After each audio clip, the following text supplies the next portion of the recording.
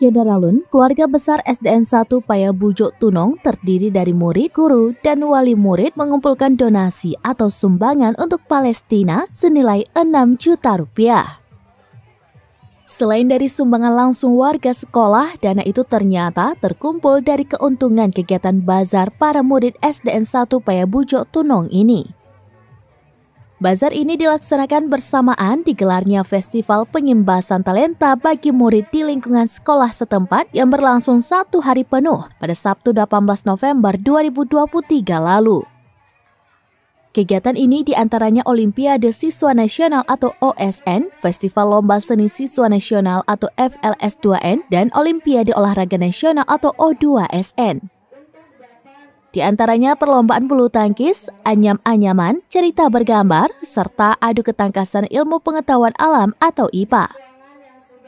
Kemudian juga dimeriahkan pameran proyek penguatan profil pelajar Pancasila atau P5, kegiatan bazar, serta pameran. Pada kegiatan bazar dan pameran tersebut, para murid SDN 1 Paya Bujuk Tunong menjual beberapa produk-produk lokal. Hasil penjualan produk itulah yang akan disumbangkan ke Palestina yang ditambah sumbangan langsung warga sekolah dengan total donasi diperoleh 6 juta rupiah.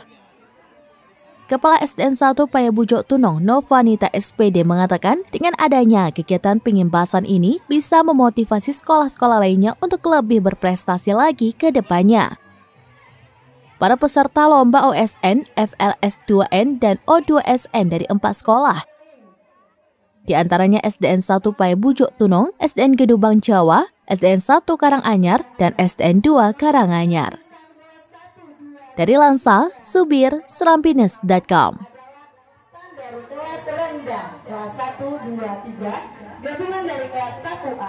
Download Tribun X sekarang, menghadirkan lokal menjadi Indonesia.